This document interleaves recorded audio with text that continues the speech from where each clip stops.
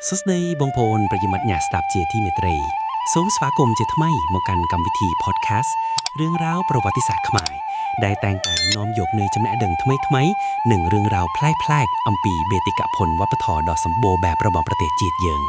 ខ្ញុំបាទនិងខ្ញុំរីករាយណាស់ដែលបានជួបជាមួយនឹងបងប្អូនសាជាថ្មីម្ដងទៀតនៅថ្ងៃនេះយើងនឹងធ្វើដំណើរផ្លូវចិត្តទៅកាន់ទីក្រុងអង្គរធំដ៏រុងរឿងនៃអតីតកាលដើម្បីស្វែងយល់ស៊ីជម្រៅអំពីទីតាំងមួយដែលប្រហែលជាបងប្អូនធ្លាប់បានឮធ្លាប់បានឃើញរូបភាពឬធ្លាប់បានទៅទស្សនារួចមកហើយក៏ថាបាននោះគឺប្រាសាទជនដំរីឬជាភាសាអង់គ្លេសហៅថា Terrace of the Elephants នេះឯងតើបងប្អូនធ្លាប់ឆ្ងល់ទេថាតើប្រាសាទនេះត្រូវបានកសាងឡើងដើម្បីអ្វីតើវាមានរឿងរ៉ាវអ្វីខ្លះនៅពីក្រោយការកសាងរបស់វាហើយតើវាមានលក្ខណៈពិសេសអ្វីខ្លះដែលធ្វើឲ្យវាលេចធ្លោនិងទាក់ទាញចំណាប់អារម្មណ៍រហូតមកដល់បច្ចុប្បន្ននេះថ្ងៃនេះខ្ញុំនឹងលាតត្រដាងជូនបងប្អូនទាំងអស់គ្នាជាការពិតណាស់បងប្អូនអ្នកស្ដាប់ប្រាសាទជនដំរីគឺជាផ្នែកមួយដ៏សំខាន់នៃរាជធានីអង្គរធំដែលត្រូវបានកសាងឡើងដោយព្រះបាទជ័យវរ្ម័នទី7ក្នុងចុងសតវត្សទី12និងដើមសតវត្សទី13ទីតាំងនេះមិនមែនជាប្រាសាទសម្រាប់ឧទ្ទិសដល់អាទិទេពឬព្រះពុទ្ធសាសនាដោយផ្ទាល់ដោយប្រាសាទនានានោះទេ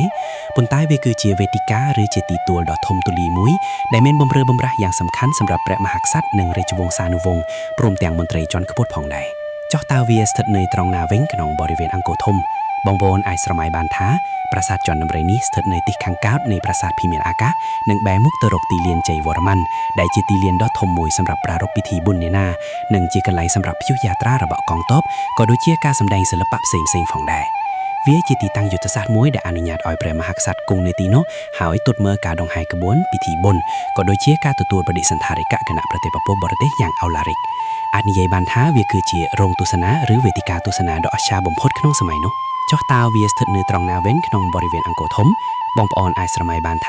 ាប្រាសាទជនដំរីនេះស្ថិតនៅទីខាងកើតនៃប្រាសាទភីមានអាកាសនិងបែរមុខទៅរកទីលានជ័យវរ្ម័នដែលជាទីលានដ៏ធំមួយសម្រាប់ប្រារព្ធពិធីបុណ្យនានានិងជាកន្លែងសម្រាប់ព្យុះយាត្រារបស់កងទ័ពក៏ដូចជាការសម្ដែងសិល្បៈផ្សេងៗផងដែរវាជាទីតាំងយុទ្ធសាស្ត្រមួយដែលអនុញ្ញាតឲ្យព្រះមហាក្សត្រគង់នៅទីនោះហើយទតមើលការដង្ហែក្បួនពិធីបុណ្យក៏ដូចជាការទទួលបដិសណ្ឋារកិច្ចគណៈប្រតិបត្តិបរទេសយ៉ាងឱឡារិកអាចនិយាយបានថាវាគឺជារោងទស្សនាឬវេទិកាទស្សនាដ៏អស្ចារ្យបំផុតក្នុងសម័យនោះអ្វីដែលធ្វើឲ្យប្រាសាទជនដំរីនេះមានភាពលេចល្បាងនិងប្លែកពីគេនោះគឺចម្លាក់ក្បាច់រចនាដ៏ល្អវិចិត្រដែលឆ្លាក់ជាប់ជញ្ជាំងនៃទីទួលនោះតែម្ដងជញ្ជាំងនៃទីទួលនេះមានប្រវែងប្រហែល350ម៉ែត្រនិងមានកម្ពស់ប្រហែល3ម៉ែត្រ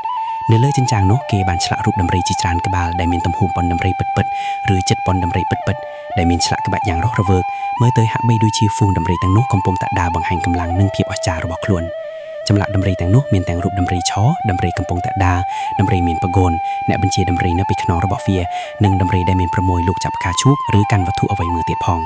រូបដំរីទាំងនេះមិនមែនឆ្លាក់ដោយចៃដន្យនោះទេតែវាមានអត្ថន័យជ្រាលជ្រៅដំរីជាសត្វដ៏មានកម្លាំងនិងមានភក្តីផកដែលជានិមិត្តរូបនៃអំណាចភាពរឹងមាំនិងភាពសម្បូរបែបរបស់ចក្រភពខ្មែរនៅពេលនោះវាបង្ហាញពីកងទ័ពដំរីដ៏ខ្លាំងពូកែដែលជាកម្លាំងគាំទ្រដល់ព្រះរាជាក្រៅពីចម្លាក់ដំរីគេក៏បានឆ្លាក់រូបសត្វផ្សេងៗទៀតដូចជាគ្រុឌនិងសិង្ហផងដែរ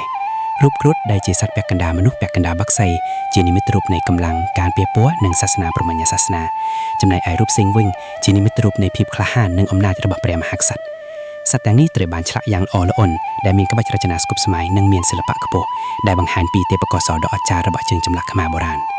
ប្រសិនបើបងប្អូនបានទៅដល់ទីនោះហើយចំណាយពេលសម្លឹងមើលចម្លាក់ទាំងនេះដោយយកចិត្តទុកដាក់បងប្អូននឹងមានអារម្មណ៍ថាដូចជាបានលង់ខ្លួនចូលទៅក្នុងពិភពបុរាណមួយដែលពោរពេញទៅដោយរឿងរ៉ាវនិងនិទានតំណាលប្រាសាទជនដំរីនេះមានលក្ខណៈពិសេសមួយទៀតគឺវាមានរាបស្មើឬថ្នាក់ឡើងចុះចំនួន5ថ្នាក់ដែលបង្កើតបានជាផ្លូវចូលដ៏ធំទូលាយនៅលើរាបស្មើទាំងនោះគេក៏បានរកស្នាមជើងដំរីនិងស្នាមជើងសេះដែលនេះកាន់តែបញ្ជាក់ថានេះគឺជាទីតាំងសម្រាប់ពិធីដង្ហែក្បួនឬព្យុះយាត្រាពិតប្រាកដមែននៅចំកណ្ដាលនៃទីទួលនេះមានផ្លូវចូលធំមួយហើយនៅផ្នែកខាងជើងនៃទីទួលក៏មានផ្លូវចូលមួយទៀតដែលនៅជាប់នឹងរាបស្មើស្ដេចគំលងផងដែរ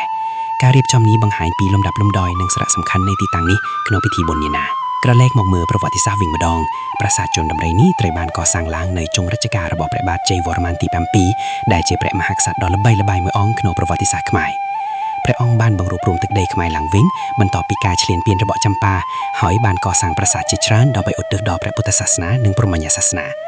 ការកសាងទីក្រុងអង្គរធំទាំងមូលរួមទាំងប្រាសាទជនដំរីផងដែរគឺដើម្បីបង្ហាញពីកម្លាំងអំណាចនិងភាពរុងរឿងរបស់ចក្រភពខ្មែរនាពេលនោះវាជាមធ្យោបាយមួយដើម្បីពង្រឹងជំនឿលើព្រះមហាក្សត្រថាជាអ្នកគ្រប់គ្រងដ៏មានអំណាចនិងជាអ្នកការពារប្រជារាស្ត្រស យើងអាចស្រមៃបានថាកាលពីបុរាណកាលណាមានពិធីបុណ្យធំៗឬមានការទទួលបដិសណ្ឋារិកគណៈប្រទេសពពកបរទេសព្រះមហាក្សត្រនិងរាជវង្សានុវង្សនឹងគង់ប្រថាប់នៅលើប្រាសាទជនដំរីនេះនៅទីលានខាងមុខនឹងមានការដង្ហែក្បួនយ៉ាងអឹកអធឹកអំដោយភ្លៀងពីនិច្ចពួកសម្លេងស្គរធុងជ័យក្បួនដំរីក្បួនសេះនិងកងទ័ពដ៏ច្រើនកុះករប្រជារាស្ត្រសពរាប់ពាន់នាក់នឹងមកជួបជុំគ្នាដើម្បីទស្សនាទិដ្ឋភាពដ៏អស្ចារ្យទាំងនោះវាជាទស្សនីយភាពដ៏គួរឲ្យរំភើបនិងជាការបង្ហាញពីអធិបតេយ្យភាពរបស់ជាតិយ៉ាងច្បាស់លាស់មិនត្រឹមតែប៉ុណ្ណោះព្រះមហាក្សត្រក៏អាចប្រើប្រាស់ទីនេះដើម្បីប្រកាសព្រះរាជាសារឬមានព្រះរាជាបន្ទូលទៅកាន់ប្រជារាស្ត្រផងដែរធ្វើឲ្យប្រជាជនមានអារម្មណ៍ថាជិតស្និទ្ធនឹងព្រះអង្គបើតាមឯកសារបុរាណដែលកត់ត្រាដោយនៃការទូតចិនលោកជាវតាគួនដែលមកដល់នគរខ្មែរក្នុងចុងសតវត្សទី13គឺលោកបានរៀបរាប់អំពីពិធីបុណ្យនិងការដង្ហែក្បួនដ៏អស្ចារ្យជាច្រើនក្នុងទីក្រុងអង្គរធំធ្វើបន្តែលោកបានមកដល់ក្រោយសម័យកាលព្រះបាទជ័យវរ្ម័នទី7មែនតាក៏ប៉ុន្តែការរៀបរាប់របស់លោកបានជួយឲ្យយើងស្រមៃឃើញនៅទិដ្ឋភាពរស់រវើកនៃទីក្រុងបុរាណនេះយ៉ាងច្បាស់លាស់ប្រាសាទជនដំរីពិតជាមានតួនាទីយ៉ាងសំខាន់ក្នុងការរៀបចំពិធីបុណ្យទាំងនោះស្រមៃមើលទៅពេលថេររាក់ឡើងឆ្លោះទៅលើចម្លាក់ដំរីទាំងនោះរូបភាពនឹងលេចធ្លោឡើងយ៉ាងស្រស់ស្អាតជាមួយពន្លឺព្រះអាទិត្យមាសរៀងៗអ្វីដែលគួរឲ្យក៏សំខាន់មួយទៀតនោះគឺរាបស្មើនេះមិនមែនត្រូវបានកសាងឡើងដោយមានដំបូលបិទបាំងនោះទេនេះបង្ហាញថាទីនេះគឺជាទីលានបើកជំហរមួយសម្រាប់ព្រះមហាក្សត្រនិងរាជវង្សានុវង្សបានឈរឬគង់ប្រថាប់ដោយផ្ទាល់ដើម្បីទស្សន៍មើលព្រឹត្តិការណ៍នានាដែលធ្វើឡើងនៅឯទីលានជ័យវរ្ម័នដ៏ធំទូលាយនេះជាការរចនាមួយដែលឆ្លុះបញ្ចាំងទៅទស្សនវិស័យនិងតម្រូវការចាស់ស្ដែងរបស់ព្រះមហាក្សត្រនៅសម័យនោះបន្ទាប់ពីការដួលរលំនៃអាណាចក្រអង្គរប្រាសាទជនដំរីក៏ដូចជាប្រាសាទជាច្រើនទៀតក៏ត្រូវបានបោះបង់ចោលហើយត្រូវបានព្រៃឈើដុះគ្របដណ្ដើមរហូតមកដល់សម័យទំនើបនេះទើបអ្នកបុរាណវិទូបានស្ដារនិងជួសជុលទីតាំងនេះឡើងវិញដើម្បីឲ្យកូនចៅចំនួនក្រោយបានឃើញនិងបានសិក្សាស្វែងយល់សពថ្ងៃនេះប្រាសាទជនដំរីនៅតែជាទីតាំងមួយដ៏សំខាន់និងទាក់ទាញភ្ញៀវទេសចរជាតិនិងអន្តរជាតិរាប់លាននាក់ជារៀងរាល់ឆ្នាំភ្ញៀវទេសចរតែងតែចំណាយពេលដើរតាមបណ្ដោយជញ្ជាំងដើម្បីទស្សនាក្បាច់ចម្លាក់ដ៏ល្អវិចិត្រទាំងនោះហើយថតរូបទុកជាអនុស្សាវរីយ៍ខ្ញុំសូមលើកចិត្តបងប្អូនទាំងអស់គ្នាជាពិសេសយុវជនជំនាន់ក្រោយបើមានឱកាសគួរតែទៅទស្សនាផ្ទាល់នៅទីតាំងប្រវត្តិសាស្ត្រមួយនេះការទៅដល់ទីនោះយើងមិនត្រឹមតែបានឃើញនូវភាពអស្ចារ្យនៃស្ថាបត្យកម្មបុរាណខ្មែរប៉ុណ្ណោះទេប៉ុន្តែយើងក៏អាចស្រមៃគិតអំពីអតីតកាលដ៏រុងរឿងរបស់ដូនតាយើងផងដែរយើងនឹងមានអារម្មណ៍ថាដូចជាបានដើរចូលទៅក្នុងរឿងនិទានប្រវត្តិសាស្ត្រហើយបានដកស្រង់នូវមោទកភាពជាតិដ៏ជ្រាលជ្រៅការរក្សាទុកនិងការផ្សព្វផ្សាយអំពីទីតាំងប្រវត្តិសាស្ត្រទាំងនេះគឺជាការទប់កាត់របស់យើងទាំងអស់គ្នាដើម្បីឲ្យគេដំណើរដ៏មានតម្លៃនេះនៅគង់វង្សជារៀងរាល់ថ្ងៃដូច្នេះសរុបមកប្រាសាទជនដំរីមិនមែនគ្រាន់តែជាសំណង់ថ្មមួយដបនោះទេវាជាទីតាំងប្រវត្តិសាស្ត្រមួយដែលឆ្លុះបញ្ចាំងពីអំណាចភាពរុងរឿងទេពកោសល្យនិងវប្បធម៌ដ៏សម្បូរបែបរបស់ចក្រភពខ្មែរនៅសម័យអង្គរវាជាសក្ខីភាពមួយដែលបង្ហាញពីមហិច្ឆតាដ៏ធំធេងរបស់ព្រះបាទជ័យវរ្ម័នទី7ក្នុងការកសាងប្រទេសជាតិឲ្យកាន់តែរឹងមាំនិងមានកិត្តិយសក្បាច់ចម្លាក់ដ៏ល្អវិចិត្ររួមជាមួយនឹងទីតាំងយុទ្ធសាស្ត្ររបស់វាបានធ្វើឲ្យប្រាសាទនេះក្លាយជាផ្នែកមួយដែលមិនអាចកាត់ផ្តាច់ពីដំណើររឿងទាំងមូលនៃទីក្រុងអង្គរធំខ្ញុំសង្ឃឹមថាការរៀបរាប់របស់ខ្ញុំនៅថ្ងៃនេះបានជួយឲ្យបងប្អូនទាំងអស់គ្នាបានយល់ដឹងកាន់តែច្បាស់អំពីប្រាសាទជនដំរីសូមអរគុណយ៉ាងជ្រាលជ្រៅចំពោះបងប្អូនប្រិយមិត្តអ្នកស្ដាប់ដែលបានចំណាយពេលតាមដានកម្មវិធីរឿងរ៉ាវប្រវត្តិសាស្ត្រខ្មែរតាំងពីដើមរហូតដល់ចប់សូមកុំភ្លេចរងចាំស្ដាប់វាក្រោយដែលយើងនឹងនាំយកនៅប្រធានបទដ៏គួរឲ្យចាប់អារម្មណ៍ផ្សេងទៀតមកចែករំលែកជូនបងប្អូនជាបន្តទៀតខ្ញុំបាទនាងខ្ញុំសូមអរគុណនិងសូមគោរពលាជួបគ្នាពេលក្រោយ